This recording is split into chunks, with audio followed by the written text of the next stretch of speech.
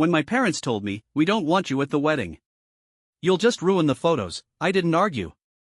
I simply smiled, turned around, and walked away. A week later, when they suddenly needed my help with the venue, I really should have seen it coming.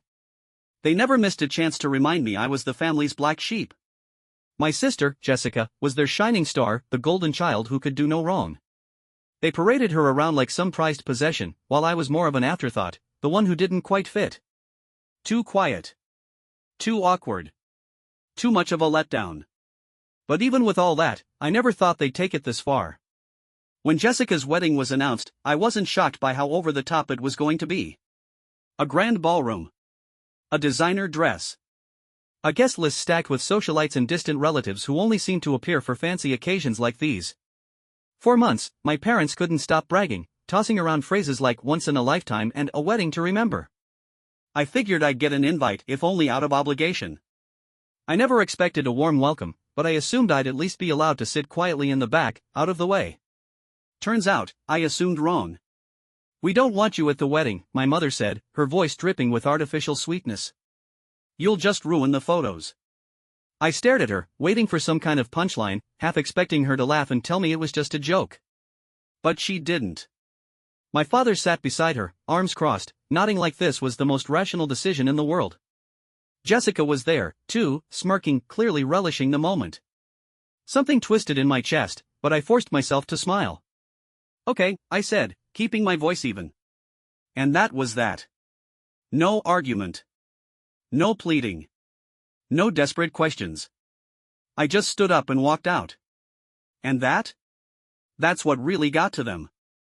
They wanted a reaction. They wanted me to yell, to beg, to throw a fit so they could feel justified in treating me like a disgrace. But I refused to give them that satisfaction. I left as if their words didn't cut deep, as if their rejection didn't feel like a knife straight to the gut. That night, I sat alone, staring at the wall, telling myself it didn't matter. That I didn't care. That this was just another chapter in a story I'd read 1,000 times before. But it did matter. And it did hurt. Little did I know, it wouldn't be long before they came crawling back. Because exactly 1 week later, their perfect wedding plans went up in smoke. It started with a phone call. I was in the middle of making dinner when my phone buzzed on the counter. I glanced at the screen. My mother. I let it ring. Then it rang again. And again. I watched as her name flashed over and over. 5 calls in, curiosity finally got the best of me. I picked up, keeping my voice casual. "Hello?" "Oh, thank God," she breathed. "We have a huge problem." I arched an eyebrow. "Really?" I thought everything was perfect. She ignored my jab. "The venue. It's gone." That got my attention. "Gone?" "They called this morning. Water damage. Flooding. They have to shut down for repairs." I nearly laughed. The high society venue they had been bragging about for months, the one they probably spent a small fortune on, completely wrecked? It was almost poetic. "Wow," I said, making an effort to sound sympathetic. "That's rough." She exhaled sharply, already losing patience. "We don't have time for this. The wedding is in 3 days. We need a new venue immediately." I leaned against the counter. "And why are you telling me this?" Silence. Then, in a voice so tight it was practically strangled, she admitted, "Because we need your help." I smiled to myself. "My help?" "You know people," she said quickly. "You have connections. You can find something." And she wasn't wrong. Thanks to my job, I had built a solid network: event coordinators, property managers, people who could make things happen on short notice. People who trusted me to get things done. I could help. But why should I? Just a week ago, they made it painfully clear I wasn't good enough to be part of their picture-perfect day. That I'd ruin the photos. But now, suddenly, I was useful. I let the silence drag long enough to hear the unease creep into her voice. "Listen," she said, softer now. "I know things got a little heated before. But this is your sister's wedding. Don't you want to help her?" I almost laughed. A week ago, they didn't want me anywhere near this wedding. But the moment their own incompetence landed them in a crisis? Now, I was suddenly their best bet. I had them exactly where I wanted them. So I smiled and said, of course. I'd love to help. If they thought I was about to make this easy, they had no idea what was coming. The second I hung up, I started making calls. Not to help them, of course. No, I had something much better in mind. I knew exactly the kind of venue my parents and sister were dreaming of, something grand, elegant, dripping in luxury. A place with towering ceilings, glittering chandeliers, and waiters carrying trays of overpriced champagne. So, naturally, I set out to find the complete opposite. For the next few hours, I tracked down the worst possible venues I could find while still keeping up the appearance of helping. Some were rundown community centers with stained carpets and buzzing fluorescent lights. Others were warehouses that technically hosted events, but mostly for boxing matches and flea markets. And then, I found it. The perfect disaster. A rundown banquet hall sitting on the far edge of town, the kind of place that hadn't seen an update since the late 80s, and it showed. The wallpaper was peeling in long, curling strips, neon signs flickered like they were straight out of a bad crime movie, and there was a lingering smell in the air that no one could quite put their finger on. It was the kind of venue where you'd expect to see a lukewarm buffet and a handful of guests half-heartedly doing the chicken dance. And the best part? It was available. With a little charm and some quick negotiating, I got the owner to put it on hold under my name. He was happy to oblige so long as the deposit came through fast. By the time my mother called for an update, I was more than ready. I found a venue, I said, keeping my tone smooth and professional. It's perfect. Oh, thank God, she sighed, relief thick in her voice. Where is it? I gave her the name and address.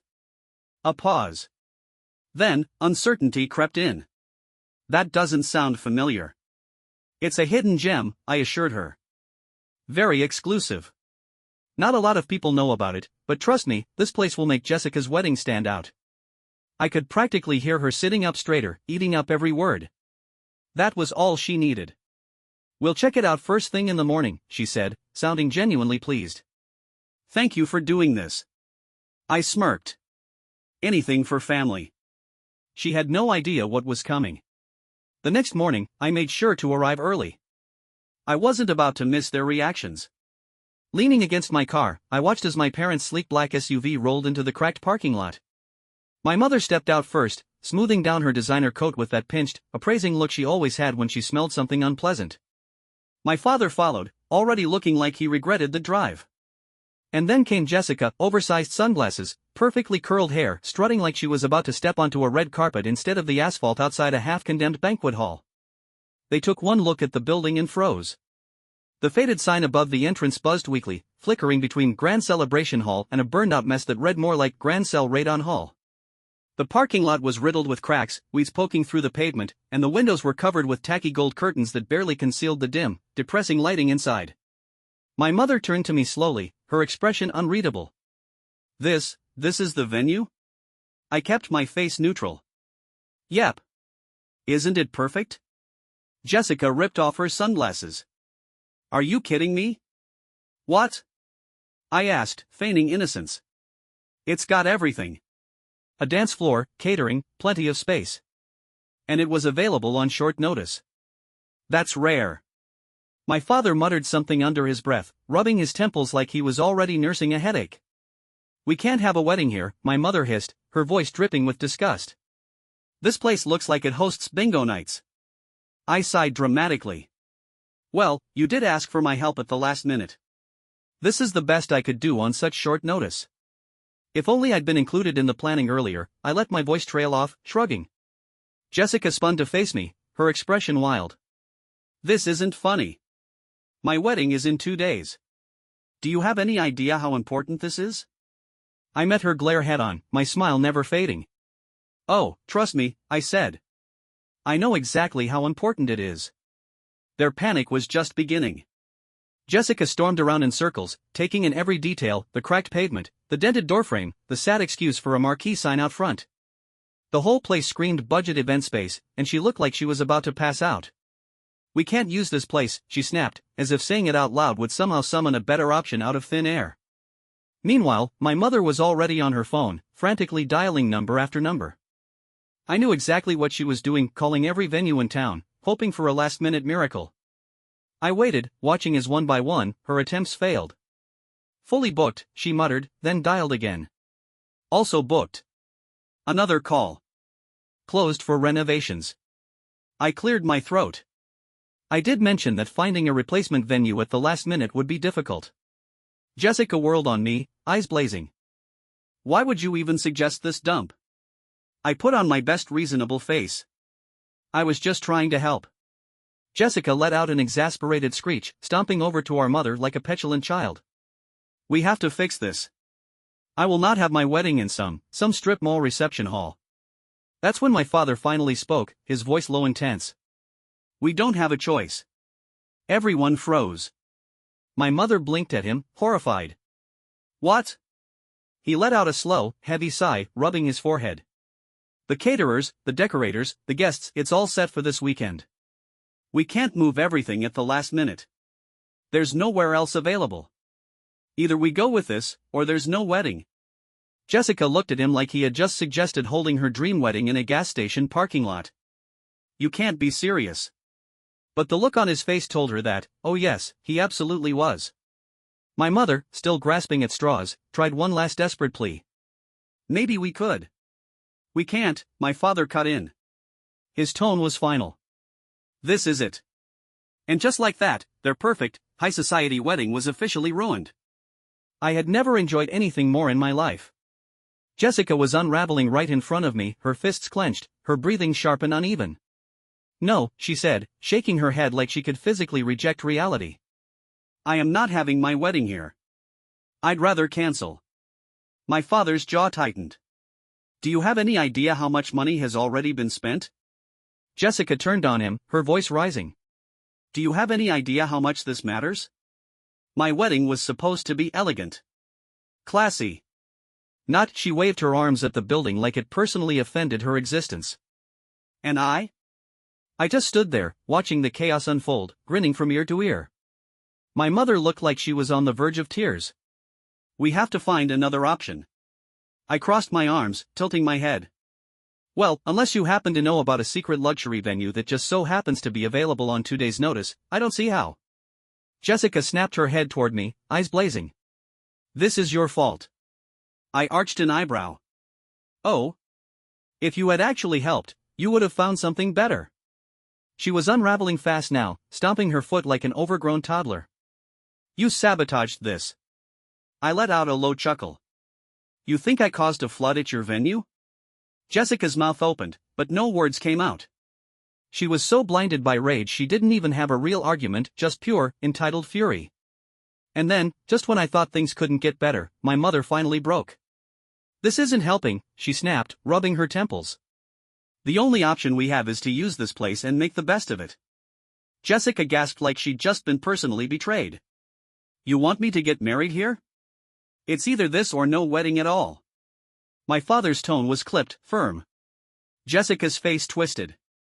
You can't be serious. But my mother just sighed, utterly exhausted. I don't want to be.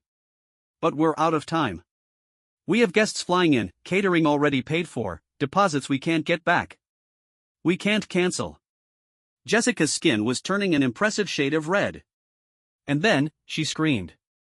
Not a word. Not a sentence. Just a long, high-pitched, frustrated scream that echoed through the parking lot. A couple walking past actually stopped to stare. My mother pinched the bridge of her nose. Jessica, please. But Jessica wasn't listening. She turned away, pacing in furious circles, muttering under her breath about how this was a nightmare. Honestly, I thought she might pass out from the sheer force of her tantrum. And me? I just smiled. Because for the first time in my life, they were the ones panicking. And I was the one in control. Her meltdown stretched on for several long, glorious minutes. She ranted, she gestured wildly at the building like it had personally offended her, and my parents just stood there, stiff, silent, completely out of solutions. I leaned against my car, arms crossed, enjoying the show. Finally, my father, always the practical one, had enough. Jessica, that's enough, he said, his voice cold. The wedding is happening here. End of discussion. Jessica spun, her eyes wide with betrayal. How can you do this to me? My father exhaled slowly, the last shred of his patience slipping away. because we don't have another option. And frankly, I'm not throwing away thousands of dollars just because you don't like the curtains." Jessica's mouth opened and closed. She turned to my mother, expecting support. But for once, my mother looked defeated. "I don't like it either," she murmured. "But what else can we do?" Jessica's shoulders slumped, her rage giving way to something worse, horror. It was sinking in. This wasn't a temporary setback. This was real. She was about to have her once-in-a-lifetime wedding in a rundown banquet hall with buzzing fluorescent lights and suspiciously sticky floors. I could practically see her soul leaving her body. "I can't believe this," she whispered. "I can't get married in a place like this." "Well," I said, pushing off my car, "you could always elope." Jessica turned and shot me a glare so full of hatred I half expected her to lunge at me. "You did this on purpose," she hissed. I tilted my head. "What makes you say that?" She jabbed a finger in my direction. "You could have found something better. You wanted this to happen. You wanted to ruin my wedding."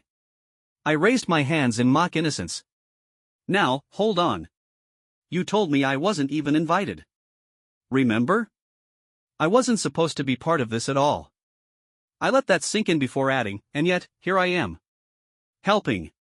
Jessica let out a strangled noise of frustration. My mother turned to me, her expression tight. "Can you at least try to fix this?" "Fix it?" I repeated. "You mean the way I fixed your venue problem?" She hesitated. And that's when I saw it, the realization creeping into her eyes. I wasn't their problem solver anymore. I wasn't their safety net. For the first time, I was the one with the upper hand. I smiled. I already did everything I could. I patted her on the shoulder. "You're welcome." And with that, I turned and walked away, leaving them standing in the shadow of their perfect wedding disaster. I didn't bother sticking around for the rest of the meltdown. I had already won, and dragging it out would have just been excessive. Instead, I got in my car, drove home, and treated myself to a nice dinner. For the next 2 days? Silence. No calls. No texts. Which only meant one thing: full-blown damage control was in progress. I could picture it perfectly, my mother scrambling to make the venue look halfway presentable, Jessica swinging between denial and fury, and my father trying to minimize costs while she threw tantrum after tantrum. And sure enough, on the big day, I got the confirmation I'd been waiting for. A text from my cousin Mark, one of the few in the family who'd been screwed over just as much as I had. "Mark, dude. I just got to the wedding. It's worse than I thought." I grinned and typed back. "Me, tell me everything." Mark wasted no time. "Mark, okay, first of all, the place smells weird." Mark's next message nearly made me choke on my coffee. "Mark, dude, the whole place smells weird." Me, weird how?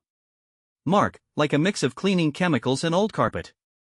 The wallpaper is peeling, and they're trying to hide it with fake flowers, but it just makes it look worse. I snorted. This was already shaping up beautifully. Mark, oh, and the dance floor? It's just a bunch of mismatched tiles. I think one of them is loose. A guest almost tripped already. I had to set my mug down before I spilled it from laughing. Me, oh, this is beautiful. Mark, oh, I'm not done. You know how they wanted that big, elegant lighting setup? Me, yeah? Mark, they couldn't get it. The ceiling's too low, so they had to settle for a couple of dim chandeliers and some random string lights. It looks like a high school prom from 1997. I leaned back, savoring every second of this. But then came the best part. Mark, oh my God. The event next door just started. You're not gonna believe this. Me, try me. Mark, it's a kid's birthday party. And they have a clown. I lost it. I could picture it perfectly. Jessica, standing stiffly in her pristine white dress, trying to pose for photos while, just a few feet away, a rainbow-wigged clown twisted balloon animals for a group of screaming children. This wasn't just a minor inconvenience anymore. This was full-scale poetic ruin. And the best part? I wasn't even there to see it. But I knew I wouldn't have to wait long for the fallout. Sure enough, my phone rang. I didn't even have to check the caller ID. I let it ring twice, just long enough to make her sweat before answering. Jessica, I greeted, my voice calm, almost bored. The response was pure, unfiltered rage. She started, but whatever she had planned to say melted into an incoherent shriek. I pulled the phone slightly away from my ear. Having fun? Fun, she shrieked, her voice so high-pitched it could shatter glass. Are you serious? My wedding is a disaster. I bit back a laugh. What happened? You know what happened, she snapped. This place is awful. The lights are dim, the floor is sticky, the food looks cheap, and there's a clown. A clown, in the middle of my wedding photos.